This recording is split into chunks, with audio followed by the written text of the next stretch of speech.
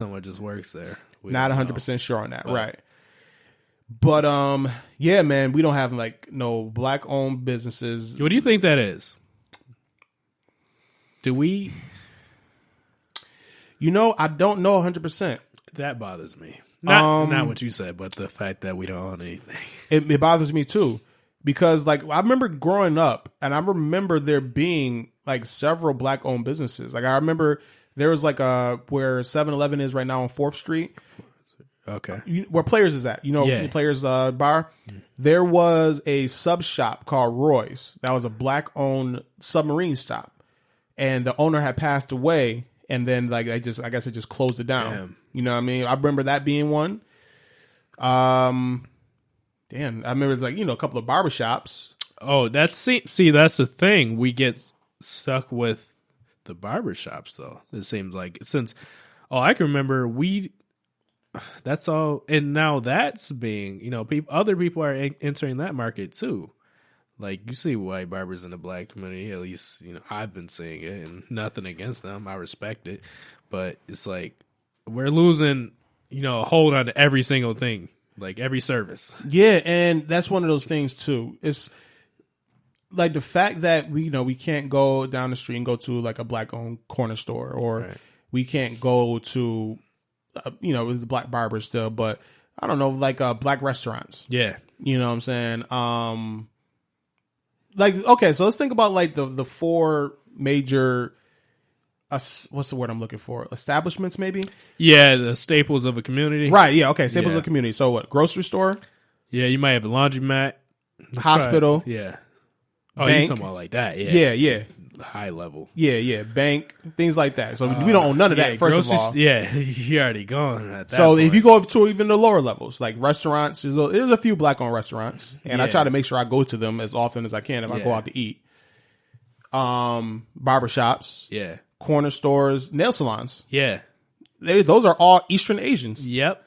They come into the hood, they open up a bunch of nail salons, and that's where all the folks go to. That's in that community. We don't question it. I don't know if people really think about it the way we're thinking about it. But you know what's crazy? Yeah. Say a black person try to go and open up a nail salon like that. What's going to happen?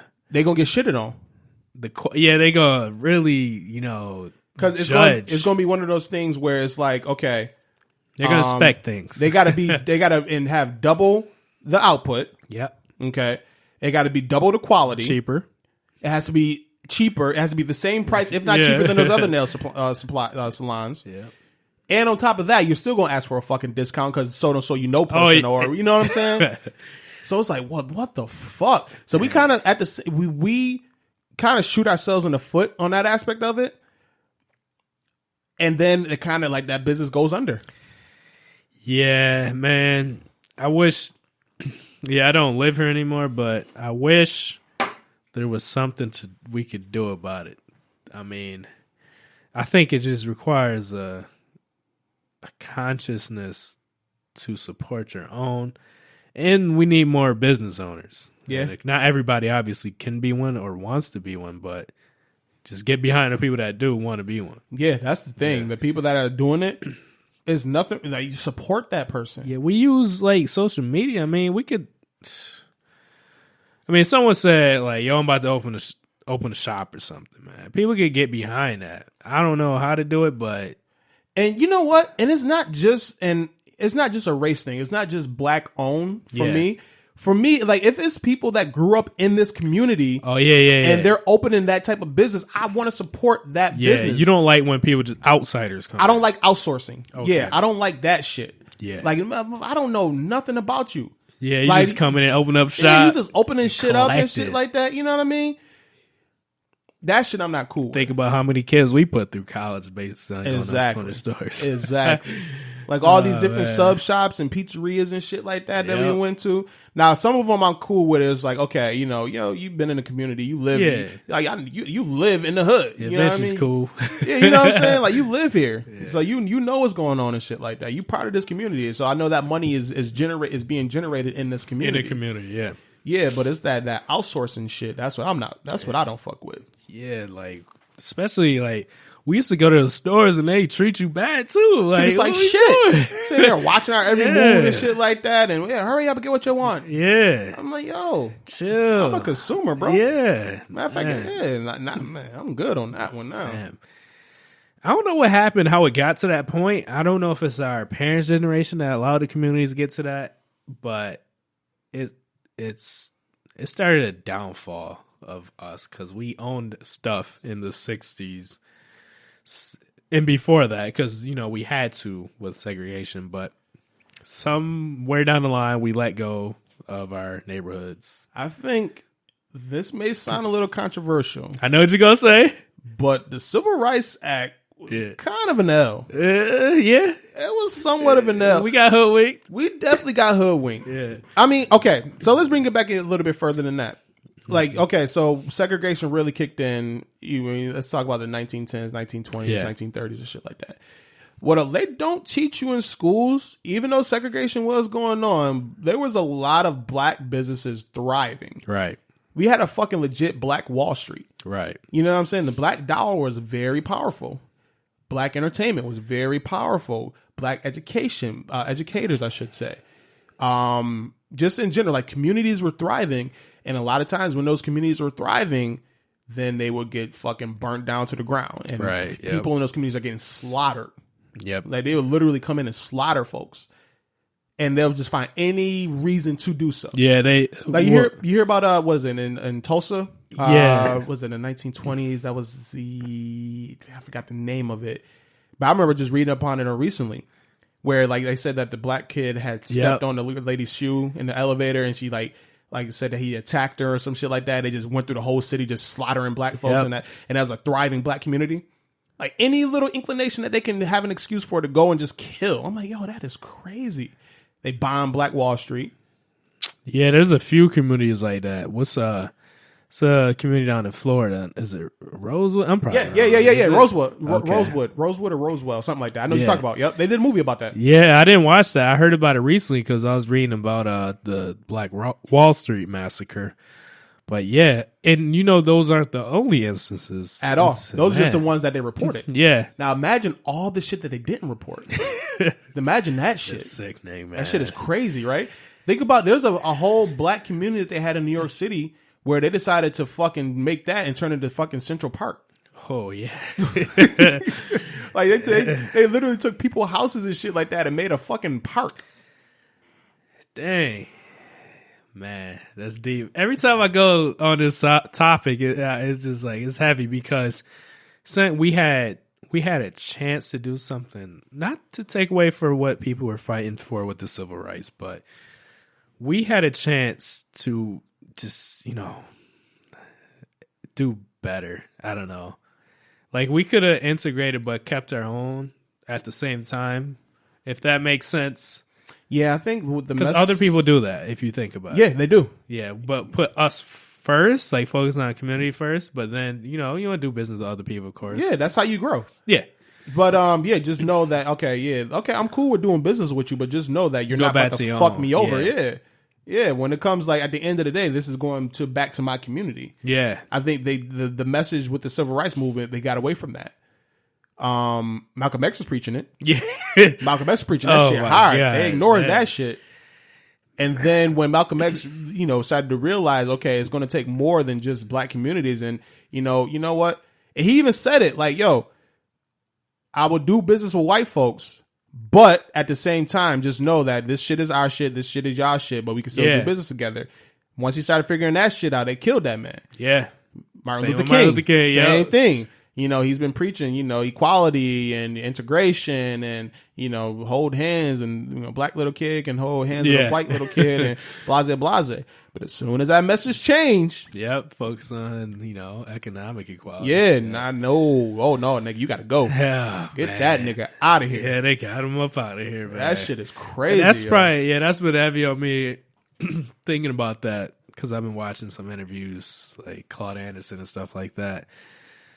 Man, we had a chance, Bryce. I don't know. Maybe it was my grandparents' generation that dropped the ball, but I can't fault them. But I get what was they are trying to do in that generation. You got to think, because I don't want to make excuses for the previous generation. Yeah. But at the same time, like let's bring it back to the 70s and 80s where they fucking literally they really fumbled. They pumped in crack to our communities. They brought in cocaine. Yeah. And with the cocaine they cut crack and literally tried to destroy communities with Guns and drugs. Guns and drugs. And then on top of that, AIDS. Oh shit. Like that's a trifecta. What the hell? Yo, they was literally trying to exterminate. Hey, wow, man. Extermination. That was almost extermination. Yeah. And then on top of that, like prison rates went up all time high. That all correlates with one another. So then they just throwing niggas in jail and shit for minor offenses. Man, I think about that shit for a minute. And then like you got the heroin epidemic going on right now. Yep. But back like when you had the crack epidemic, wasn't no problem. Man. Yeah. I don't know. We had no empathy for crackheads back then. None whatsoever. At all. Whatsoever. Yeah, heroin. I have empathy for everyone, but I'm just saying, like the national story of how it's presented is obviously different. Yeah, there's a white face currently with heroin, crackhead, black face, unfortunately. Yeah, it's crazy. You have young black kids being called super predators by fucking a woman trying to run for office and shit. That's crazy. The fuck, man. I don't know where we go next. What do you think? You think it's over? Like, as far as like the position we're in and seeing where we came from, are we making progress? Yes, we're making progress. We need to continue the progress. Yeah. Do we need to, like, my question is, do we need to expedite that progress? You ran out of patience? You know what I mean? Like, I'm a very patient person. Okay. You know what I'm saying? I know everything takes time, but at the same time, I just want to make sure that the progress is still progressing. Do you feel that energy in the air we live in right now? I still feel like it's moving forward because it's like in my own community itself, I still see people. Yeah, let's just keep it on this local level. Just keep it in Niagara Falls. I see people I went to school with doing things like my man, shout out to my man Matt Johnson. I believe his wife just opened up a cafe. You know what I mean? Seeing that shit is inspiring as shit. I like that. With a shout out to Trap Nerd, they my man got the clothing line going on. Like what they're doing, you know what I'm saying? Doing that, and they're doing the party bus for New Year's Eve, and they're just trying to do different events. You know what I'm saying? So stuff like that, I love seeing. Shit, we had a black dude running for mayor. Yeah, I heard about that. Yeah, like that was need cool more to of see. that. You got Ezra Scott in office. Yeah, you know what I'm saying. I do wish we had more black folks in the police. Industry. Yeah, I ain't think about that. I do wish think about that. And not even just black folks. I just need more people from the community. Yeah, I think that's a major key, and that's huge. Like with and I want to say with Niagara Falls police force. Me personally, I've never had any type of issue with Niagara Falls police. Either. Ever. Like ever. You know what? I lied. You say that? I had one instance. I remember we was playing basketball. And then that one cop came because he said we was being too loud or some shit and made us move the rim. Remember that shit? Yeah. Yeah, that's the only instance I remember ever having like with the police. But other than that, like ever since my adult life, like I've never had no run-ins with the cops. I never had no issues with them. And there's a couple of them I know. I see them at the gym. I went to school with, and I dap them up and shit like that. I think because you probably see a younger generation now. Right. Yeah. Right. So okay, we take a little break. Take a little break from. Yeah, just go to the bathroom. Oh yeah. Go ahead. Are we back? Yeah, we're back. We're back. We're rocking again. Bathroom break. Hey, to touch on what we're talking about, I think you're getting in the people who are doing great things in the community. Yeah, man. And you know, I like seeing that shit. Like that's inspiring. Like, you know what I mean? Like I take good pride and joy in seeing people that I grew up with and went to school with doing things in this community that is positive. Yeah. And I want to see more of it. I want to support more of it. I want to see more of it. I want to be a part of that. So you're optimistic. You feel that the city is in a great position to have people from the community build the community. Yes, and I just think I'm hoping that we continue to do so. I hope we don't get stagnant. Damn. That's my main thing right now. Is, even with, like I said, we talked about earlier, they trying to do some gentrification going on in the falls.